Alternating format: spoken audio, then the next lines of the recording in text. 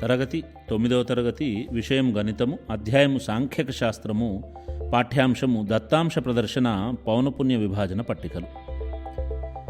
పైన ఇవ్వబడిన పట్టికలో 2018 ఆసియన్ క్రీడలలో ఎక్కువ పతకాలు సాధించిన మొదటి 10 దేశాల వివరాలు ఇవ్వబడ్డాయి.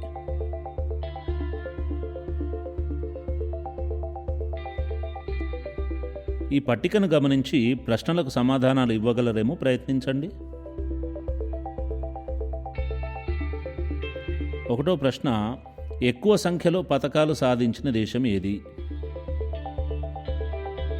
2వ ప్రశ్న, ఎక్కువ సంఖ్యలో కాంస్య పతకాలు సాధించిన దేశం ఏది? 3వ ప్రశ్న, మన దేశానికి ఎన్ని బంగారు పతకాలు లభించాయి? మరి పట్టికలో ఉన్న సమాచారాన్ని బట్టి మనం ఈ 3 ప్రశ్నలకు సమాధానం ఇవ్వచ్చు కదా.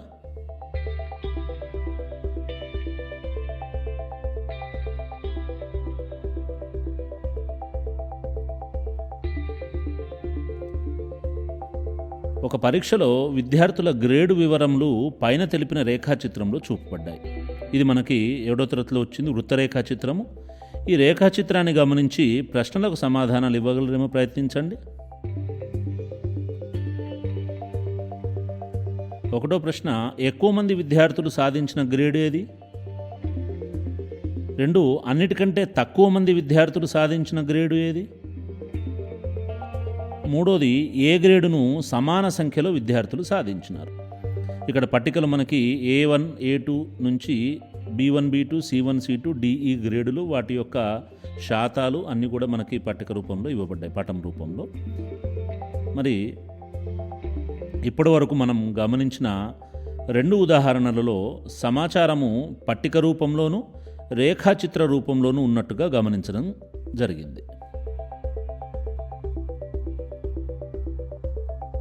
ఈ విధంగా ఒక ప్రత్యేక అవసరార్థము సేకరించిన సంఖ్యాత్మక వివరాలను దత్తాంశము అంటారు.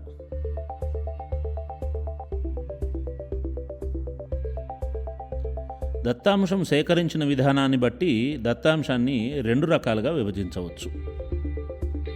1, ప్రాథమిక దత్తాంశము, దీన్ని ప్రైమరీ డేటా అని. 2, గౌణ దత్తాంశము, ఇది సెకండరీ డేటా అని పిలువబడుతుంది.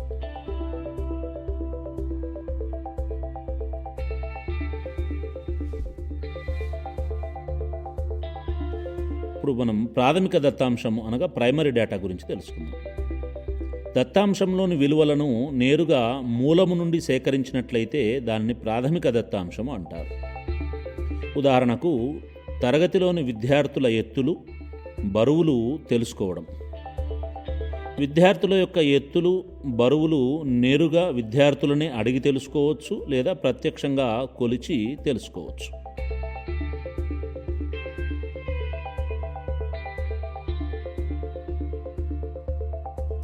2, గౌణ దత్తాంశము అనగా సెకండరీ డేటా అంటే దత్తాంశంలోని విలువలను నేరుగా మూలం నుండి కాకుండా అంతకుముందు సేకరించిన సమాచారం నుండి దత్తాంశాన్ని సేకరించినట్లయితే దానిని గౌణ దత్తాంశము అనగా సెకండరీ డేటా అంటాం. ఉదాహరణకు, తరగతిలోని విద్యార్థుల ప్రగతి పత్రాలు తయారు చేయుటకు అంతకుముందే మార్కులను నమోదు చేసిన రిజిస్టర్ నుండి దత్తాంశాన్ని సేకరించవలసి వస్తుంది.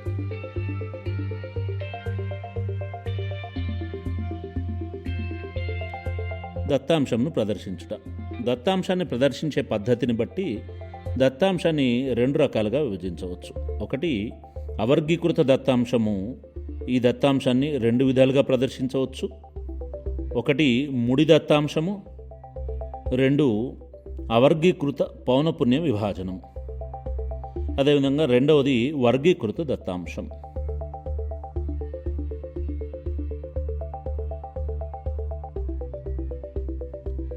ఇప్పుడు ముడి దత్తాంశం అంటే ఏమిటి? దత్తాంశంలోని విలువలను విడివిడిగా ప్రదర్శించడము. ఉదాహరణకు, ఒక పరీక్షలో 15 మంది విద్యార్థులకు వచ్చిన మార్కులు, ఇక్కడ 15 మంది మార్కులు విడివిడిగా చూపబడ్డాయి. ఇటువంటి దత్తాంశాన్ని ముడి దత్తాంశం అంటారు.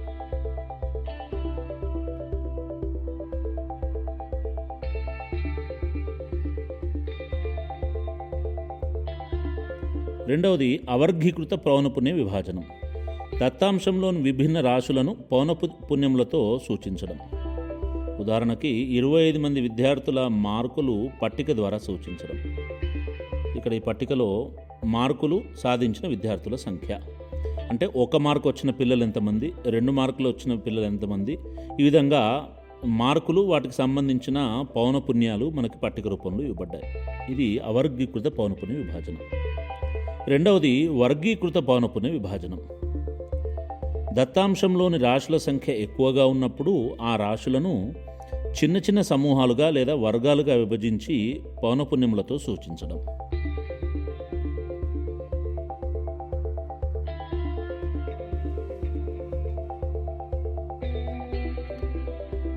ఈ సమూహాలను తరగతులు అని అంటాము. ప్రతి తరగతి యొక్క పరిమాణంను ఆ తరగతి యొక్క పొడవు అని అంటారు. ఒక్కో తరగతి ప్రారంభమయ్యే విలువను ఆ తరగతి యొక్క దిగువ అవధి అని, తరగతి ముగింపు అయ్యే విలువను ఆ తరగతి యొక్క ఎగువ అవధి అని అంటారు. ఈ విధంగా తరగతులు పౌనపున్యములతో కూడిన పట్టికను వర్గీకృత పౌనపున్య విభాజన పట్టిక అని అంటారు.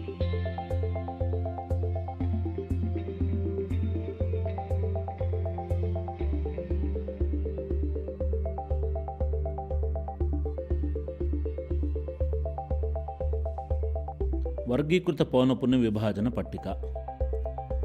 మరి వర్గీకృత పౌనపున్య విభాజన పట్టికలో తరగతులను 2 విధాలుగా ఏర్పాటు చేయవచ్చు. ఒకటి సమ్మిళిత తరగతులు, 2 మినహాయింపు తరగతులు.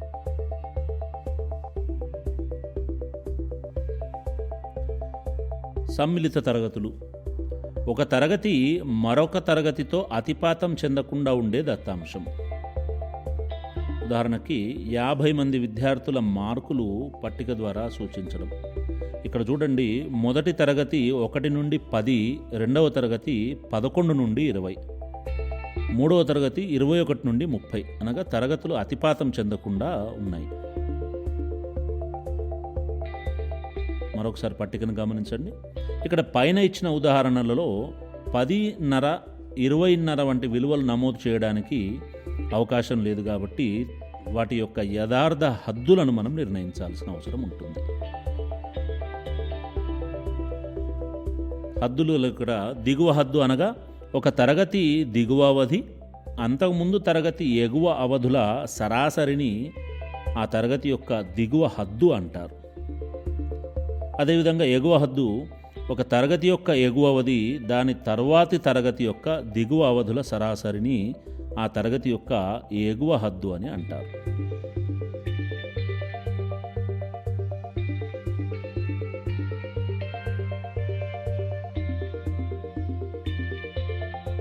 ఇప్పుడు పట్టికలో మనం దిగువ హద్దులు, ఎగువ హద్దులు ఏ విధంగా కనుక్కోవాలో తెలుసుకుందాం. సరాసరి అనగా రాశుల మొత్తంపై రాశుల సంఖ్య కాబట్టి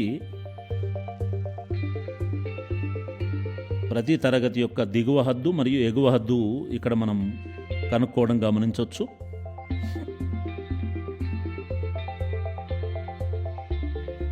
మొదటి తరగతికి ముందు, చివరి తరగతికి తర్వాత తరగతులు ఉన్నట్టుగా ఊహించి మొదటి తరగతి దిగువ హద్దు మరియు చివరి తరగతి ఎగువ హద్దు కనుక్కోవాలి. అనగా 1కి ముందు 0 అనే విలువ ఉన్నట్టుగా, 50కి తర్వాత 51 విలువ ఉన్నట్టుగా ఊహించి వాటి యొక్క సరాసరిని మనం కనుక్కోవడం ద్వారా దిగువ హద్దు, ఎగువ హద్దులు కనుక్కోవచ్చు.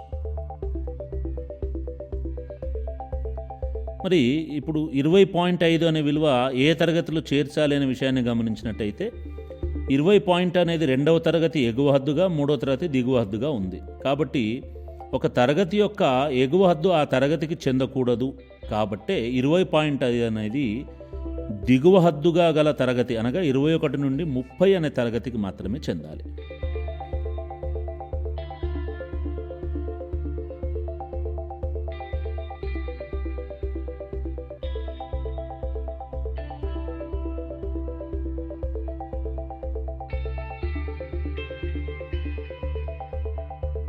రెండవది మినహాయింపు తరగతులు. తరగతులు ఒకదానితో మరొకటి అతిపాతం చెందేలా ఉండే దత్తాంశము మినహాయింపు తరగతులు. ఇక్కడ 50 మంది విద్యార్థుల మార్కుల పట్టిక గమనిద్దాం. ఇక్కడ చూడండి, మొదటి తరగతి 10తో ఆగిపోయినట్టయితే రెండవ తరగతి 10 నుండే మొదలైంది. అదేవిధంగా రెండవ తరగతి 20తో ఆగితే మూడవ తరగతి 20తో మొదలైంది. కాబట్టి ఇక్కడ విలువలు అతిపాతం చెందే విధంగా ఉన్నాయి. ఇవి మినహాయింపు తరగతులు.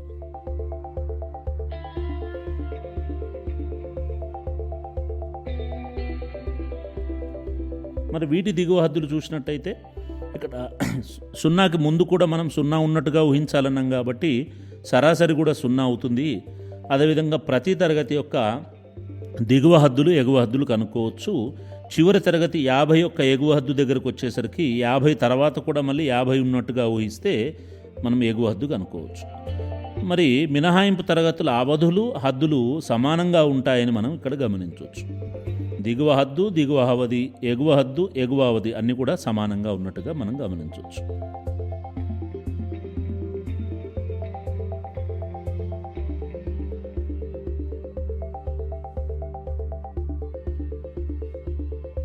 మరి ఇప్పుడు ఈ పట్టికలో 10 అనే విలువ 10ని దిగువ హద్దు గల తరగతిలో తీసుకోవాలి, 20ని 20 దిగువ హద్దు గల తరగతిలో తీసుకోవాలి. మనం ఇంతకుముందు చెప్పాం ఒక విలువ దిగువ హద్దుగా గల తరగతిలోనే తీసుకోవాలి అని. కానీ 50 దగ్గరకు వచ్చినట్టయితే మనకి 50 దిగువ హద్దుగా గల తరగతి లేదు కాబట్టి ఈ నియమం 50కి వర్తించదు. 50 అనేది 50 ఎగువ హద్దుగా గల తరగతిలోనే చివరి విలువ 50ని మనం తీసుకోవాలి. అనగా 10ని 10 నుంచి 20లో, 20ని 20 నుంచి 30లో, 30ని 30 నుంచి 40లో, 40ని 40 నుంచి 50లో తీసుకోవాలి. దత్తాంశాన్ని ప్రదర్శించుట. అవర్గీకృత పౌనపున్య విభాజన పట్టిక.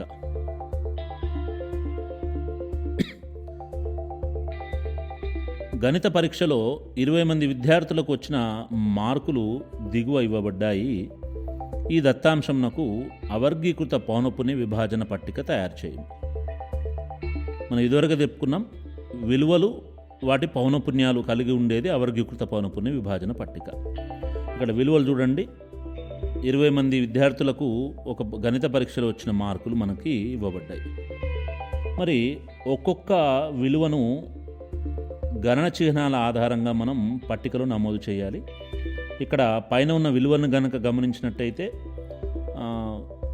సంఖ్య యొక్క రంగు మారిన కొద్దీ ఆ సంఖ్యకు సంబంధించిన గణన చిహ్నము ఆ సంఖ్యకు ఎదురుగా మనకి రావడం గమనిస్తున్నాం.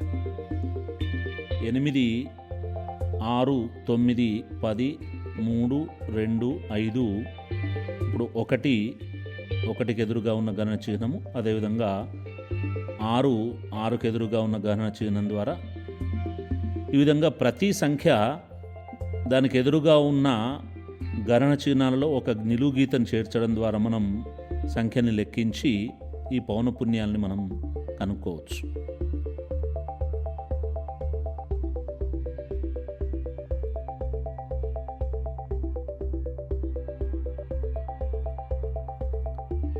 మీరందరూ గమనిస్తున్నారు కదా, ఒక్కొక్క విలువ రంగు మారిన కొద్దీ ఆ విలువకు ఎదురుగా ఉన్న గణన చిహ్నాల వరుసలో ఒక నిలువు గీత మనకు రావడం గమనిస్తున్నాం. 6, చివరగా 10కి ఎదురుగా ఒక నిలువు గీత. ఇప్పుడు మొత్తం మనకి 20 సంఖ్యలు లెక్కించబడ్డాయి. ఈ నిలువు గీతలన్నింటినీ లెక్కిస్తే అది పౌనపున్యం కింద మనం తీసుకోవాలి. సో 1 యొక్క పౌనపున్యం 1, 2 యొక్క పౌనపున్యం కూడా 1, 3 యొక్క పౌనపున్యం 3, 4 పౌనపున్యం 1, 5 పౌనపున్యం 2, 6 పౌనపున్యం 3, 7 పౌనపున్యం 2, 8 పౌనపున్యం కూడా 2, 9 పౌనపున్యం కూడా 2, మరి 10 పౌనపున్యం 3.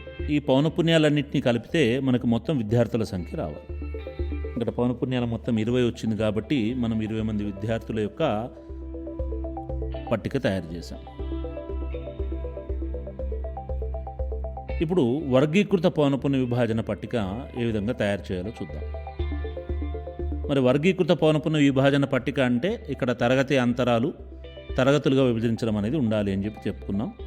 మరి గణిత పరీక్షలో 40 మంది విద్యార్థులకు వచ్చిన మార్కులు మనకి ఇక్కడ దిగుగా ఇవ్వబడ్డాయి. ఈ దత్తాంశానికి వర్గీకృత పౌనపున్య విభాజన పట్టిక తయారు చేయము.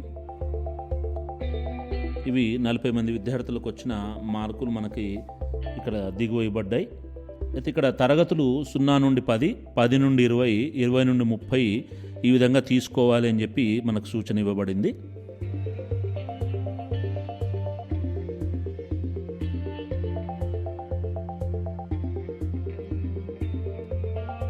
ఇంతకుముందులాగానే ఒక్కొక్క విలువ అది ఏ తరగతికి చెందుతుందో ఆ తరగతికి ఎదురుగా ఒక గణ చిహ్నాన్ని పెట్టడం ద్వారా మనం పౌనపున్యాన్ని తయారు చేయవచ్చు. ఇదివరకు చెప్పుకున్నాం 10 అనే విలువ వచ్చినట్టయితే అది 10 నుండి 20 తరగతిలో, 20 అనే విలువ 20 నుండి 30 తరగతికి చెందాలి, 40 మాత్రం 30 నుండి 40 తరగతిలోనే చెందాలి. ఇక్కడ మీరు 20 నుంచి 30కి ఎదురుగా చూసినట్టయితే 4 నిలువు గీతల తర్వాత ఒక అడ్డగీత గీయబడింది. అది 5వ సంఖ్యను సూచించడానికి మనం అడ్డుగీత ద్వారా ఒక 5 అనే ఒక గుంపుగా దాన్ని తయారు చేస్తే లెక్కించడం సులభం అవుతుంది. కాబట్టి ఈ విధంగా మనం గణన చిహ్నాన్ని మనం రాయవచ్చు.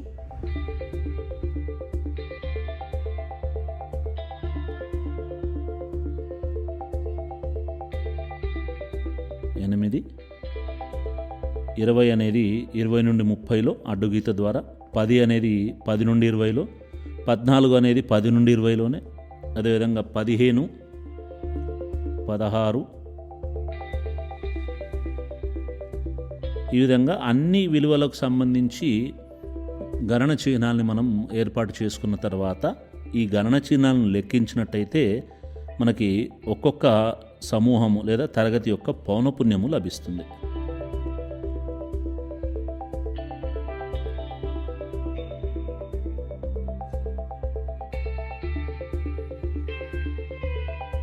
ఇక్కడ పౌనపున్యాలు లెక్కిస్తే 6, 14, 12, 8 పౌనపున్యాల మొత్తం 40. మనకి ఇవ్వబడిన విద్యార్థుల సంఖ్య కూడా 40 కదా.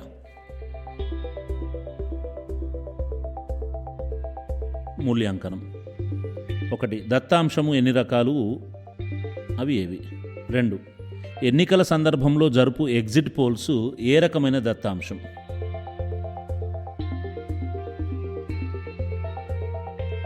3. వర్గీకృత దత్తాంశంలో తరగతులను ఎన్ని రకాలుగా తయారు చేయవచ్చు? 4. 1 నుండి 10, 11 నుండి 20, 21 నుండి 30, 31 నుండి 40 తరగతుల యథార్థ హద్దులను రాయండి.